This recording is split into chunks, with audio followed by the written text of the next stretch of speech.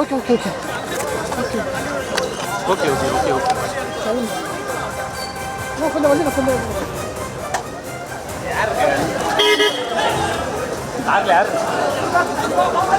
சரி சரி சரி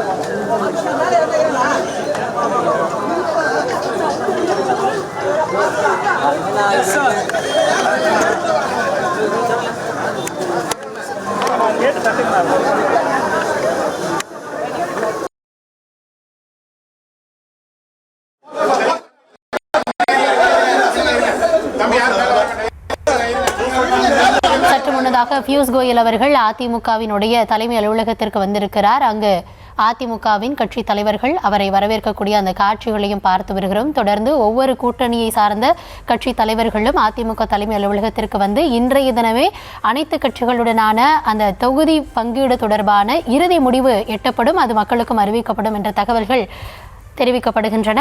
தொடர்ந்து செய்தியாளர் ராஜேஷ் இணைப்பில் இருக்கிறார், பேசலாம். ராஜேஷ், அதாவது இந்த முறை 2026 தேர்தலை பொறுத்த வரைக்கும் திமுக தலைமையிலான கூட்டணி, அதிமுக தலைமையிலான கூட்டணி. திமுக தலைமையை பொறுத்த வரைக்கும் கட்சிகள் தொகுதி பங்கீடு ஒரு சலசலப்பு இருந்து கொண்டே இருந்தது. அதிமுக தரப்புல இந்த கூட்டணி இந்த முடிவாகும் பொழுது எத்தனை இடங்கள், என்ன இடங்கள், எந்த தகவலும் வெளிவராமல் இருந்தது. கூட்டணி கட்சி தலைவர்களும் செய்தியாளர்களை சந்திக்கிறப்போ அவங்களும் அதே தான் சொல்லிட்டு வந்தாங்க. இந்த இரு தலைமைகளும் இந்த கூட்டணியை தொகுதி பங்கீடை நோக்கி எடுத்து செல்லக்கூடிய அந்த விஷயங்களை எப்படி நம்ம ஒப்பிட்டு பார்க்கலாம்?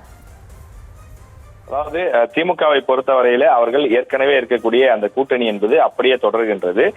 அதிலே வேல்முருகன் மட்டும் அந்த கூட்டணியிலிருந்து வெளியே வந்திருக்கின்றார். கூடுதலாக அந்த கூட்டணியை பொறுத்தவரையில தேமுதிக உள்ளே சேர்ந்திருக்கின்றது. அதனால் அவர்கள் ஏற்கனவே கொடுத்த அந்த சீட்டுகளை அப்படியே, அதாவது அதிலிருந்து கம்யூனிஸ்ட் கட்சிகளுக்கு மட்டும் ஒரு சீட்டுகளை குறைத்து கொடுத்து கொண்டிருக்கிறார்கள். இன்னும் சில கட்சிகளுக்கு எத்தனை தொகுதிகள் என்பது முடிவாகவில்லை. அதனால் அங்கேயும் தொடர்ந்து அந்த இழுபறி என்பது நீடித்துக் கொண்டுதான் இருக்கிறது. ஆனால் அவர்கள் ஒவ்வொரு கட்சியாக அழைத்து பேசி அவர்களுடைய தேவை என்ன, அவர்களுடைய எந்தெந்த சீட்டுகளை எதிர்பார்க்கிறார்கள் என்று அவருடைய எதிர்பார்ப்புக்கு ஏற்ப அவற்றை சரி செய்யக்கூடிய அந்த முயற்சியை மேற்கொண்டு வருகிறார்கள். அதிமுகவை பொறுத்தவரையிலே அவர்கள் அனைத்தையும் ஒரே நேரத்தில் அறிவிக்கலாம், ஒட்டுமொத்தமாக அறிவிக்கும் போது அது ஒரு ஒற்றுமையை காட்டும் என்ற அடிப்படையில இந்த முடிவை எடுத்திருப்பதாக தெரிகின்றது. நான் முன்பே குறிப்பிட்டது போல அதிமுக கூட்டணியிலே அனைத்து கட்சிகளும் இடம்பெற்றிருந்தாலும் கூட டிடிவி தினகரன் உள்ளிட்டோர் இதற்கு முன்பு என்டிஏ கூட்டணியில், அதாவது பாஜக கூட்டணியில் இடம்பெற்றிருந்தார்கள். எனவே அந்த அடிப்படையில் அவர்கள் தொடர்ந்து பாஜக கூட்டணியிலேயே அப்படியே இடம்பெறுகிறார்கள். டிடிவி தினகரன் கூட ஒரு பேட்டியில குறிப்பிட்டிருந்தார், எனக்கு சீட்டு ஒதுக்குவது பாஜக தான் ஒதுக்கும் என்று அவர் குறிப்பிட்டிருந்தார். எனவே அந்த அடிப்படையில பாஜக மொத்தமாக சீட்டுகளை பெற்று ஒரு 40 அல்லது 45 சீட்டுகளை பெற்று அவர்கள் தங்களுக்கு 29 சீட்டுகள் வேண்டும் என்ற அடிப்படையிலே அந்த 25 சீட்டுகளை வைத்துக் கொண்டு மீதம் இருக்கக்கூடிய சீட்டுகளை பாஜக கூட்டணியில் இடம்பெற்றிருந்த அந்த கட்சிகளுக்கு பிரித்துக் கொடுப்பதாக தெரிகின்றது. எனவே அந்த அடிப்படையிலே தான் இன்றைய தினம் ஒப்பந்தமும் கையொப்பமாகி அவர்கள் செய்தியாளர்களை சந்தித்து யார் யாருக்கு எத்தனை இடங்கள் என்பதை அறிவிக்க இருக்கிறார்கள். பாமகவை பொறுத்தவரையிலே அவர்கள் நேரடியாக அதிமுக தலைமையை சந்தித்து அந்த கூட்டணியிலே அவர்கள் இணைந்து விட்டார்கள். அப்போதே அவர்களுக்கு 18+1 என்று தெரிவிக்கப்பட்டிருந்தது. எனவே அந்த அடிப்படையில ராஜ்யசபா சீட்டும் ஒதுக்கப்பட்டு அன்புமணி தற்போது மீண்டும் எம்பியாக அவர் அந்த வெற்றி பெற்றிருக்கின்றார்.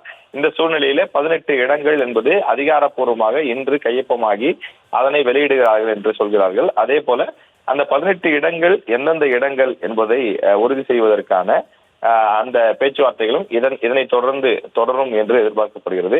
ஏறக்குறைய 90% இடங்கள் எந்தெந்த கட்சிக்கு யார் யாருக்கு எந்தெந்த தொகுதி என்பது ஒதுக்கப்பட்டிருந்தாலும் கூட இன்னும் 4-5 தொகுதிகளிலே தொடர்ந்து இழுபறி நீடித்துக் கொண்டிருப்பதாகவும் அதை யார் விட்டுக் கொடுப்பது யார் பெற்றுக்கொள்வது என்பதிலே தான் அந்த சிக்கல் நீடித்துக் கொண்டிருப்பதாகவும் சொல்கிறார்கள்.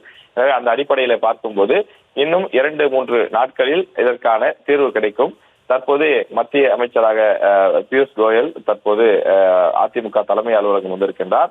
அவரை தொடர்ந்து மற்ற கூட்டணி கட்சியினுடைய சார்ந்த தலைவர்களும் கூட அதிமுக தலைமை அலுவலகம் வந்திருக்கின்றார்கள். தொடர்ந்து இன்னொரு அரை மணி நேரத்தில், அதாவது ஒரு 3:30 மணிக்குள்ளாக இந்த அனைத்து கட்சிகளினுடைய அந்த பிரதிநிதிகள் மற்றும் தலைவர்கள் முன்னிலையிலே அந்த கையொப்பம் ஒப்பந்தமாகி அதனை அவர்கள் பத்திரிகையாளர்கள் முன்பு வெளியிட இருக்கின்றார்கள். அவ்வாறு வெளியிடும் போது எந்தெந்த கட்சிக்கு எத்தனை சீட்டுகள் ஒதுக்கப்பட்டிருக்கிறது என்ற விவரம் நமக்கு முழுமையாக தெரிய வரும். தமிழ்நாடு சட்டமன்ற தேர்தலை பொறுத்தவரையில மிக குறுகிய காலம்தான் இருக்கிறது. 1 மாத காலத்திற்குள்ளாக பிரச்சாரத்தில் ஈடுபட வேண்டிய தேவையும் ஏற்பட்டிருக்கின்றது. எனவே அவர்கள் இன்னும் வேட்பாளர்களை தயார் செய்வது உள்ளிட்ட பல பணிகள் இருக்கக்கூடிய காரணத்தால் 2 கட்சிகளும் இதை தீவிரமாக செய்து கொண்டிருக்கிறார்கள். மற்றொரு புறம் நாம் பார்க்கும்போது தமிழ்நாட்டில் 4 முனை போட்டி நிலவக்கூடிய நிலையில் நாம் தமிழர் கட்சி அந்த கட்சியை பொறுத்தவரை 234 தொகுதிகளுக்கும் வேட்பாளர்கள் அறிவிக்கப்பட்டு அவர்கள் தீவிர பிரச்சாரத்தில் இறங்கிவிட்டார்கள். பல தொகுதிகளில் கேண்டிடேட்ஸ் அந்த வேட்பாளர்கள் இறங்கி பிரச்சாரத்தில் செய்து கொண்டிருக்கிறார்கள். நாம் தமிழர் கட்சியினுடைய தலைமை ஒருங்கிணைப்பாளர் சீமானும் ஒரு பக்கம் பிரச்சாரத்தில் ஈடுபட்டுக் கொண்டிருக்கிறார்.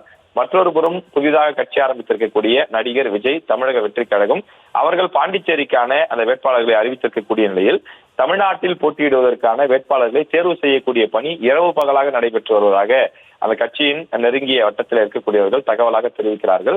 இதுவரை ஒரு 100 தொகுதிகளுக்கு வேட்பாளர்களை தேர்வு செய்து வைத்து விட்டதாகவும் மற்ற தொகுதிகளில் இருக்கக்கூடிய அந்த ஏற்கனவே முடிவு செய்து வைத்திருக்கக்கூடிய வேட்பாளர்களை இறுதி செய்யக்கூடிய பணிகள் நடைபெற்றுக் கொண்டிருப்பதாகவும் அதுவும் 2-3 நாட்களுக்குள்ளாக உறுதி செய்யப்பட்டு அந்த வேட்பாளர் பட்டியல் வெளியிடப்படும் என்றும் தெரிவிக்கின்றார்கள். எனவே திமுக மற்றும் அதிமுக ஆகிய 2 கட்சிகளும் தொடர்ந்து கூட்டணி கட்சிகளுடன் பேச்சுவார்த்தை நடத்தி வந்த நிலையில அதிமுக தன்னுடைய அந்த பிரச்சாரத்தை தொடங்குவதற்கான பணியினுடைய முதற்கட்டமாக இன்று அந்த வேட்பாளர்களை அறிவிக்க இருக்கிறார்கள்.